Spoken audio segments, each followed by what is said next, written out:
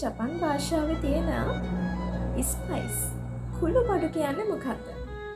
මේක හැබැයි කෑම වලට දාන කුළු බඩුවක් නෙවෙයි. දවස් 30න් ජපන් කතා කරන චැලෙන්ජිං වීඩියෝ සීරීස් එකේ 4 වෙනි වීඩියෝ එක මොකක් වෙන්න ඇතිද? මේක ජපන් භාෂාව කතා කරන්න, කියවන්න, තේරුම් ගන්න හැම දෙයකටම ඕන නැතුව බැරි දෙයක්. මේක මොකක් වෙන්න ඇතිද?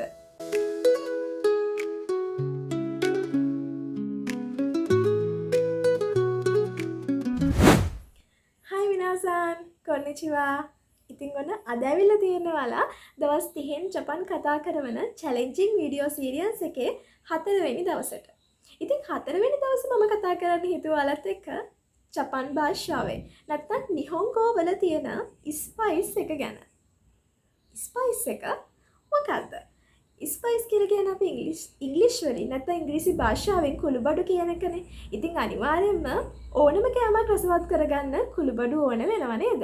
ඉතින් අන්න ඒ වගේ අපේ නිහොන්ගෝ වල තියෙන කුළුබඩුව මොකද්ද? ඒ තමයි ජොෂි නිපාත කියලා කියන්නේ.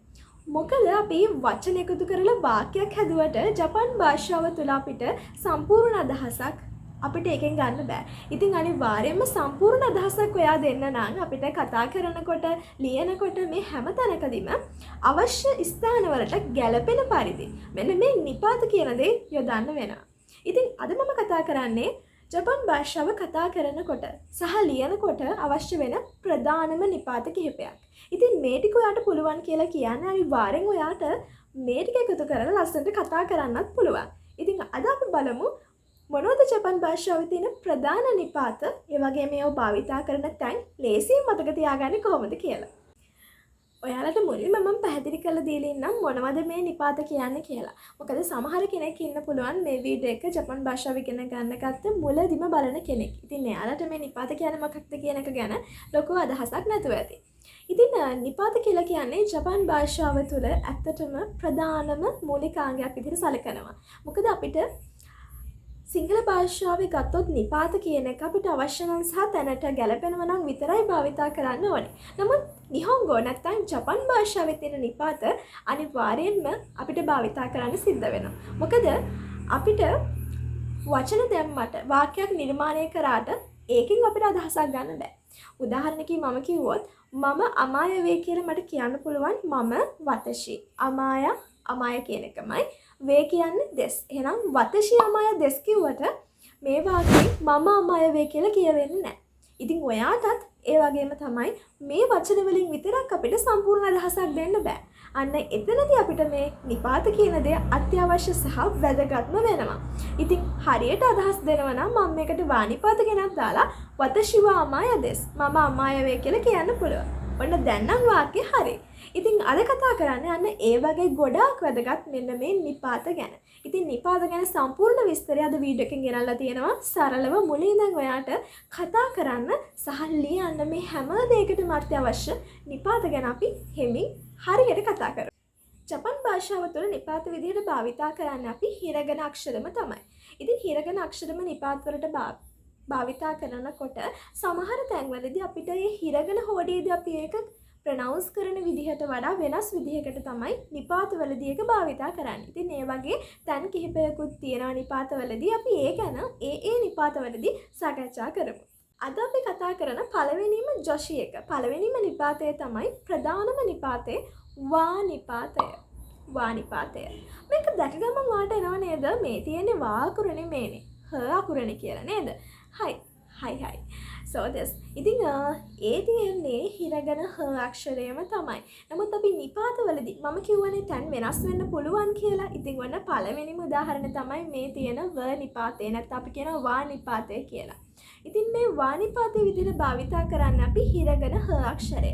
නමුත් මේක නිපාතවලදී අපි කියන්නේ වා නිපාතය කියලා. වා නිපාතය ගත්තොත් හැම තැනකම ගොඩක් බහුල භාවිතා වෙන ප්‍රධාන නිපාත වර්ගයක්.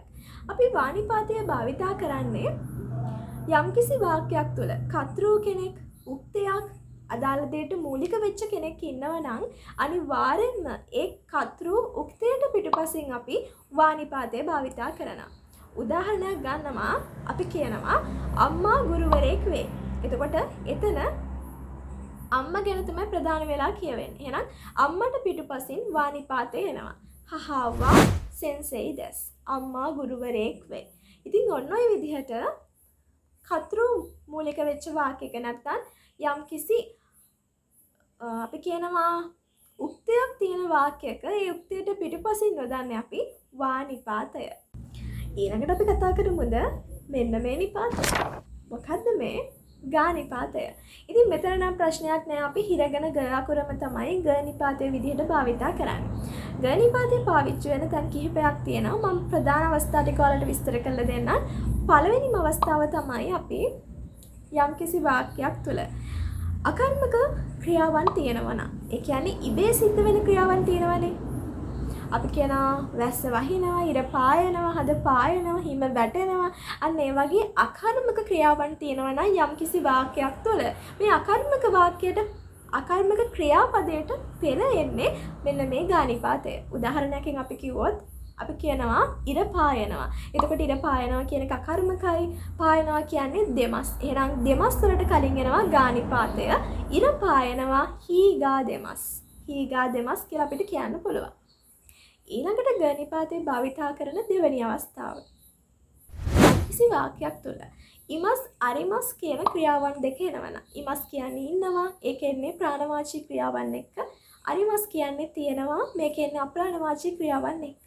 ඉතින් ඉමස් අරිමස් යම් කිසි වාක්‍යයක තියෙනවා නම් ඊට පෙර එන්නේ මෙන්න මේ ගා නිපාතය. මම මේකට උදාහරණ දෙකක් ඔයාලට කියන්නම්. අපි කියනවා බල්ලෙක් ඉන්නවා. එතකොට ඉන්නවා කියන්නේ ඉමස්. එහෙනම් බල්ලට කියනවා ඉනු. ඉනු ගා ඉමස් කියලා අපිට කියන්න පුළුවන්. පුටුවක් තියෙනවා. තියෙනවා කියන්නේ අරිමස්. ඉසු ගා අරිමස්. පුටුවක් තියෙනවා. ඔන්න ඔය විදිහට අපිට දෙවැනි අවස්ථාව යටතේ ගානිපාතේ භාවිතා කරන්න පුළුවන්. ගානිපාතේ පාවිච්චි කරන තුන්වෙනි අවස්ථාව තමයි එකත් එකක් විශේෂ අවස්ථාවක්. අපිට යම්කිසි දෙයක් විශේෂ කරලා යම්කිසි නාමපදයක් විශේෂ කරන්න අපි භාවිතා කරන විශේෂ පද තියෙනවා. මේ පද 6ක් තියෙනවා. ඔයාලා මේ 6 පොඩ්ඩක් ඉතින් කටපාඩම් කරලා මතක තියාගන්න ඕන. මේ පද 6 තමයි සුඛී කැමැති, කිරයි අකමැති, ජෝසු දක්ෂ, හෙතන දුර්වලයි. ඊළඟට තොකුයි විශේෂ හැකියාවක් තියෙනවා. නිගතේ විශේෂ හැකියාවක් නැහැ.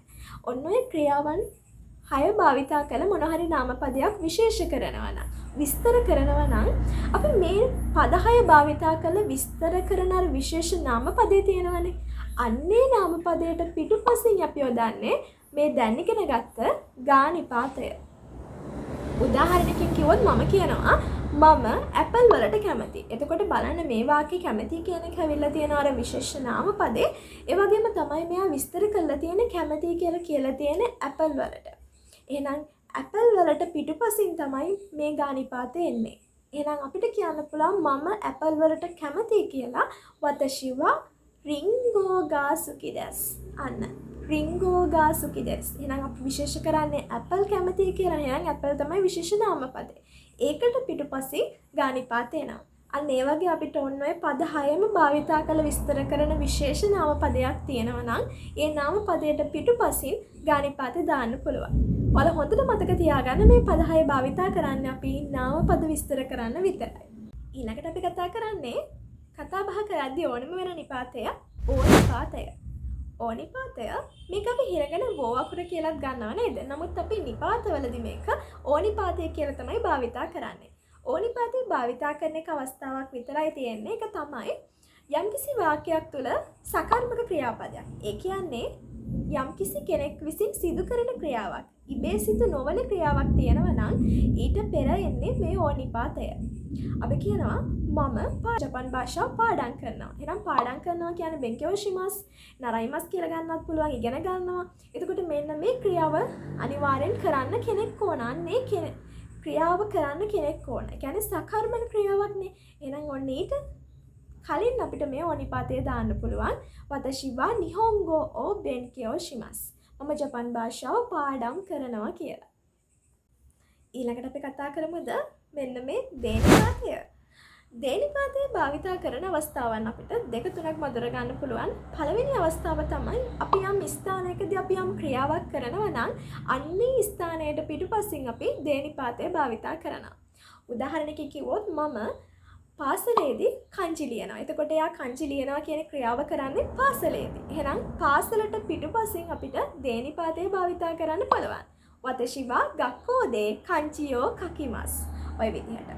දෙවැනි අවස්ථාව තමයි අපි යම් කිසි ක්‍රියාවක් කරන්න යම් කිසි වාහනයක්. මොන හරි තැනකට යන්න එන්න වාහනයක් භාවිතා කරනවා නම් අන්න ඒ අදාළ වාහනයට පිටුපසින් අපිට දේනිපාතේ ගන්න පුළුවන්.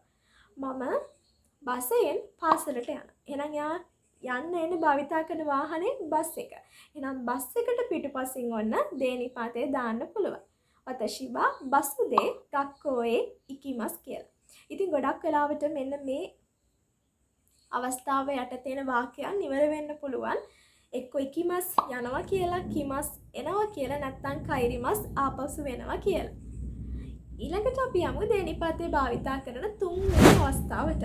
තුන්වෙනි අවස්ථාව තමයි අපි යම් ක්‍රියාවක් කරන්න මොන හරි උපකරණයක් භාවිතා කරනවා. උදාහරණයකින් කිව්වොත් මම පැන්සලෙන් කංචි ලියනවා. එහෙනම් කංචි ලියනවා කියන ක්‍රියාව කරන්න මෙයා භාවිතා කරන්නේ පැන්සල ආධාරකයේ විදිහට. අන්නේ ක්‍රියාව කරන්න ආධාර කරගන්න උපකරණයට පිටුපසින් අපිට පුළුවන් දේනිපාතය භාවිතා කරන්න. වතශිවා ඉම්පිත්සුදේ කංචියෝ කකිමස්. ඉම්පිත්සු කියන්නේ පැන්සල. එහෙනම් මම පැන්සලෙන් කංචි ලියනවා. ඒනිපාතය. ඒනිපාතය කිව්වට ඔයාලා මේක දැනගෙන හිටියේ හිරගෙන හේ අකුර විදිහටනේ. ඉතින් හිරගෙන හේ අකුර අපි නිපාතවලදී භාවිතා කරන්නේ ඒ නිපාතය කියලා. ඒ නිපාතය භාවිතා කරන එක අවස්ථාවක් විතරයි තියෙන්නේ. ඒක තමයි අපකිසි යම් ස්ථානයකට අපි යම් ස්ථානයකට යනවා එනවා නම් අන්නේ ස්ථානයට පිටුපසින් ට කියන අදහසින් අපි ඒ නිපාතය භාවිතා කරනවා. උදාහරණයකින් කිව්වොත් මම ජපානයට යනවා නේද? අපි කවදා හරි කරන්න ඉන්න දෙයක් නේද? මම ජපානයට යනවා. එහෙනම් එයා යම්කිසි ස්ථානයකට යනවා කියන එක හංගවලා තියෙනවනේ. ස්ථානය තමයි ජපානය. මේ ඒ නිපාතය ට කියන අදහසින් භාවිතා වෙන්නේ වතශිවා නිහෝන් ඒ ඉකිමස් කියලා. ඉතින් ගොඩ වෙලාවල් වලදී හැම තැනකදීම අනිවාර්යෙන්ම ඒ නිපාතේ එන්න පුළුවන් ඉකිමස් යනවා නැත්නම් කිමස් එනවා නැත්නම් කයිරිමස් ආපසු වෙනවා. ඔන්න ඔය ක්‍රියාවන් තුන එක්ක තමයි අපි ඒ නිපාතය භාවිතා කරන්නේ. ඉතින් මෙන්න මේ ඒ නිපාතේ වගේම අපිට මෙතනට නී නිපාතේ උනත් භාවිතා කරන්න පුළුවන්. අපි යම් ස්ථානයකට යනවා එනවා නම් ඒ ස්ථානයට පිටුපසින් ට කියන අදහසින් ඒ නිපාතේ වගේම නී නිපාතේ උනත් භාවිතා කරන්න පුළුවන්. ඊළඟට නාමපද සම්බන්ධ කරන්න ගන්න නිපාත දෙකක් පිළිබඳව තමයි මම කතා කරන්න හිතුවේ. තෝනිපාතය සහ මෝනිපාතය. තෝනිපාතය ගත්තොත් අවස්ථා දෙකක් තියෙන අපිට කතා කරන්න. තෝනිපාතේ පළවෙනි අවස්ථාව තමයි අපි කාත් එක්ක හරි කා සමග හරි එකතු වෙලා හරි මොන හරි දෙයක් කරනවා කියන්න අපිට පුළුවන් තෝනිපාතේ ගන්න සමග එක්ක කියන තේරුමෙන්. මම අයියා සමග සෙල්ලම් කරනවා. එහෙනම් වතශිවා අනීතෝ අයියා සමග අසබිමස් සෙල්ලම් කරනවා. ඔය විදිහට කියන්න පුළුවන්. ඒ වගේම දෙවෙනි අවස්ථාවෙන් අපි ගන්නේ නාමපද කිහිපයක් සහ කියන අදහසින් සම්බන්ධ කරන්න තෝනිපාතේ භාවිතා කරනවා. මෙතනදී ඔයාලා මතක තියාගන්න අදාළ වාක්‍යයේ නාමපද වලට වඩා එකක් අඩුවෙන් තමයි අපි තෝනිපාත භාවිතා කරන්නේ. ඒ කියන්නේ නාමපද 3ක් තියෙනවා නම් ඒ වාක්‍යයේ තෝනිපාත 2ක් තමයි භාවිතා කරන්නේ. අවසාන නාමපදයට පිටුපසින් තෝනිපාත භාවිතා වෙන්නේ නැහැ. මේකට උදාහරණයක් කිව්වොත් අපි කියනවා මම ඇය සහ ඔහු ශ්‍රී ලාංකිකයෝ වේ කියලා. අපිට මේක කියන්න පුළුවන් මම ඇය ඔහු නාමපද 3ක් තියෙනවා. එහෙනම් තෝනිපාත 2යි එන්නේ. ඔහු කියන අවසාන වාචනයට පිටුපසින් තෝනිපාත එන්නේ නැහැ. එහෙනම් වතශිතෝ කනජතෝ කරේවා සුරිරංකජින්දෙස්. මම ඇය සහ ඔහු ශ්‍රී ලාංකිකයෝ වේ. ඊළඟට අද කතා කරන අවසාන නිපාතය තමයි මෝනිපාතය කියලා කියන්නේ. මෝනිපාතය භාවිතා කරන්නේත් අපි නාමපද කිහිපයක් එකිනෙක සම්බන්ධ කරන්නේ. මෙතන මෝනිපාතය අදහස වෙන්නේ උත් කියන තේරුම. ඉතින් නාමපද කිහිපයක් උත් කියන අදහසින් සම්බන්ධ කරන්න අපි මෝනිපාතය භාවිතා කරනවා. මෙතනදී නාමපද සංඛ්‍යාවට සමාන සංඛ්‍යාවක් තමයි මෝනිපාත එන්නේ. නාමපද 5ක් ගන්නවා නම් අනිවාර්යෙන් මෝනිපාතත් 5ක් එන්න ඕනේ. හැම නාමපදයකටම පිටුපසින් මෝනිපාත භාවිතා කරනවා. මේකටත් මම අර ඉස්සෙල්ලම උදාහරණ ගන්නවා. මමත් ඇයත් ඔහුත් ශ්‍රී ලාංකිකයන් වේ. එහෙනම් වතශිමෝ කනජුමෝ කරේමෝ සුරිරංකජින්දෙස්. ඉතින් අද මම ඔයාලට ගෙනාවේ නිපාත පාඩම ගොඩාක් ෂෝට් කරලා ගොඩාක් තේරුම් ගන්න පහසු විදිහට හැම නිපාතයකින්ම කියන්නේ අපිට කතා බහ කරද්දී ඕන වෙන ප්‍රධානම නිපාත කීපයක් තමයි මේ වීඩියෝ එකෙන් ගෙනල්ලා තියෙන්නේ. ඉතින් ඔයාලට පුළුවන් මේ වීඩියෝ එක බලලා පුංචි ෂෝට් නෝට් එකක් හදාගෙන නිතරම බලන්න. එතකොට ওই නිපාත අමාරුයි කියලා කියන ගොඩ දෙනෙකුට නිපාත ලේසියෙන් පහසුව සරලව තේරුම් ගන්න අවස්ථාව හම්බ වෙනවා. ඉතින් නිපාත ගැන කියනකොට අනිත් විශේෂ දේ තමයි ගොඩක් ජපන් ජාතිකයන් කතා බහ කරනකොට ස්පෝකන් පැත්තේදී නිපාත භාවිතා කරන්නේ නැහැ. නමුත් තව කෙනෙක් අපිට නිපාත දාලා කිව්වොත් ඒ දේ තේරුම් ගන්න නම් අපි නිපාත ගැන වැඩි අවධානයක් දීලා තියෙන්න ඕනේ. ඉතින් අනිවාර්යයෙන්ම ඔයා නිපාත කියන දේ වැඩක් නැති පාඩමක් විදිහට අයින් කරලා දාන්න එපා. ඒක වගේ පොතට සීමා කරන්න එපා. ඒක අනිවාර්යෙන්ම ඔයාට ජපන් භාෂාව කතා කරන්න ඕනේ නම් නිපාත අවශ්‍යම වෙනවා. මොකද තව කෙනෙක් කියන දෙයක් ඔයාලට තේරුම් ගන්නත් ඒක අනිවාර්යෙන්ම අවශ්‍ය වෙනවා. අද අපි කතා කරපු නිපාත පාඩම ඔයාට හරියටම තේරුණාද කියලා බලන්න තමයි අපි ඊළඟට යන්නේ. ඊළඟට අපි ගෙනල්ලා තියෙනවා මේ නිපාත පාඩමේ තිබ්බ නිපාත කොටස් එකතු කරලා හදපු වීඩියෝ කන්වර්සේෂන් නැත්නම් කයිවා කිහිපයක්. ඉතින් ඔයාලට පුළුවන් මෙන්න මේ කයිවා බලලා ඔයාගේ නිපාත දැනුම කොහොමද කියලා ඔයාටම බලා ගන්න. ඉතින් අපි යමු ඒ වීඩියෝ කිහිපයට. これどこですか？沖縄です。これは京都です。京都はとても綺麗ですよ。そうですね。タムさんは日本で何をしますか？大学で日本語を勉強します。いいですね。はい、楽しみです。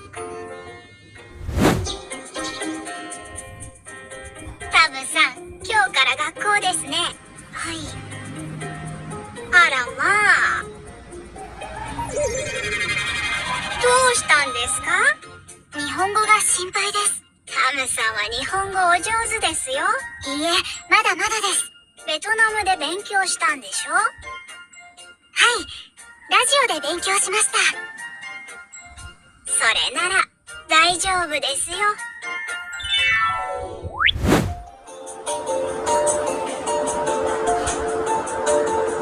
あ、すごい。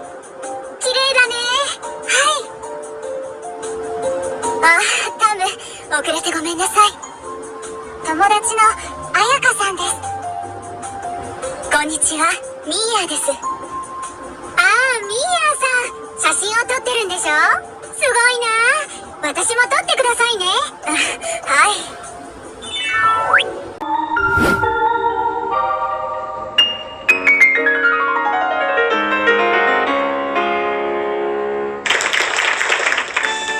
こんにちは。私はタムです。あ、僕、ユウキです。タムさん、日本語ができるんですね。少しだけです。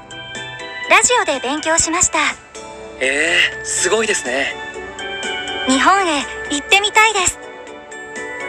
ぜひ来てください。僕が案内しますよ。 ඉතින් අද අපි කතා කරේ ඇත්තටම ජපන් භාෂාව තුළ තියෙන වැදගත්ම කොටසක් ගැන. ඉතින් මීට කලින් වීඩියෝස් වල වීඩියෝස් තුනක් අපි කරලා තියෙනවා channel එකේ. ඉතින් මේ වීඩියෝස් තුනෙත් කතා කරේ අපි ජපන් භාෂාව ඉගෙන ගන්න සහ අපිට කතා කරනකොට අත්‍යවශ්‍යම වෙන තැන් කිහිපයක් ගැන. ඉතින් ඊළඟ වීඩියෝ සීරීස් එකේ කියන්නේ හතරවෙනි වීඩියෝ එකේ දැන් ඔයාලට ගේන්නේ ජපන් භාෂාවේ ස්ථාන හා සම්බන්ධයෙන් කතා කරනකොට වැදගත් වෙන දේවල් ගැන. ඉතින් එකතු වෙලා ඉන්න කියලා ආරාධනා කරනවා මේ වීඩියෝ 30ක් එක්කම. එහෙනම් හම්බෙමු චැලෙන්ජින් වීඩියෝ සීරීස් එකේ 5 වෙනි වීඩියෝ එකේ. ඊගෙන සයෝනාරා.